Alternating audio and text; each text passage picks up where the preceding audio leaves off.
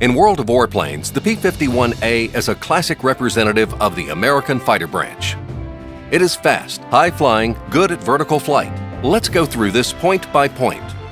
The aircraft is not very agile. When it comes to turning speed, the P-51A will only beat a few Corsair configurations. As far as general maneuverability goes, the fighter can also be a match for the German Friedrich. P-51A is not heavily armed. It usually carries 12mm or 7mm machine guns. Because of this, it is considerably outgunned by almost all of its rivals. The only fighter with less firepower is the Yak-1M. Now let's talk about the strengths. The Mustang is very durable. Among similar machines, only a fully upgraded Corsair is tougher. The German fighter can also compete with a non-upgraded P-51A in durability. But this pales in comparison with the Mustang's main strength, its speed. In this, the aircraft outshines all other planes of the same tier. That's all for the characteristics. Let's look at the upgrades. Since speed is the main advantage of this airplane, you should get the top V1653 engine as the first step. However, after upgrading to the intermediate variant V17-1081, you should research the P-51A airframe. This compensates for the agility loss from equipping the top armament and will boost the plane's speed. Machine guns MG53-2 have to be researched last. They have a higher rate of fire and cause more damage. You can also upgrade your armament by researching the M8 rockets. However, installing the rockets will reduce your speed a lot and hurt your already poor agility. When equipped with heavy machine guns, the Mustang has an effective weapon range of approximately 500 to 600 meters. As we are done with upgrades, let's move on to flight levels. As mentioned, the P-51A is a high-altitude fighter. It has excellent speed and a good rate of climb, so vertical maneuvers will be our primary tactic. On lower altitudes, the Mustang doesn't feel very comfortable.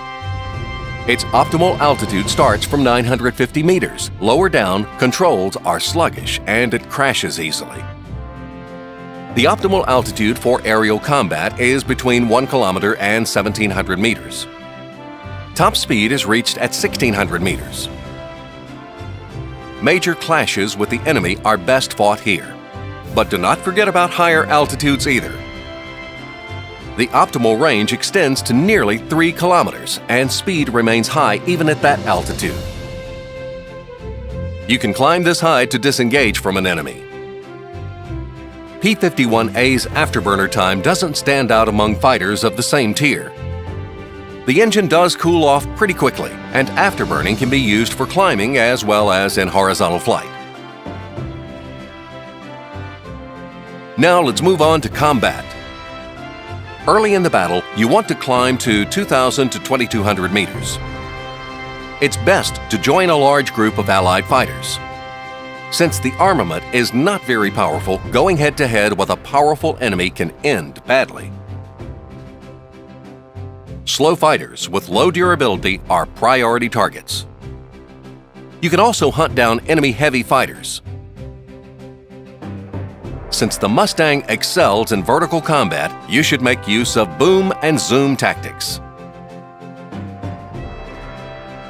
The main thing is to always climb away, even if the attack was unsuccessful.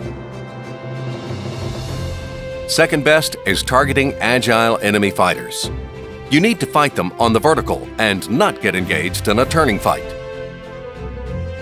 When engaging light fighters, you should primarily rely on speed. You can always climb to escape from slow aircraft. Warplanes with low altitude capacity should be lured to the highest altitude possible. Their engines will be low on power here, and you'll have the advantage.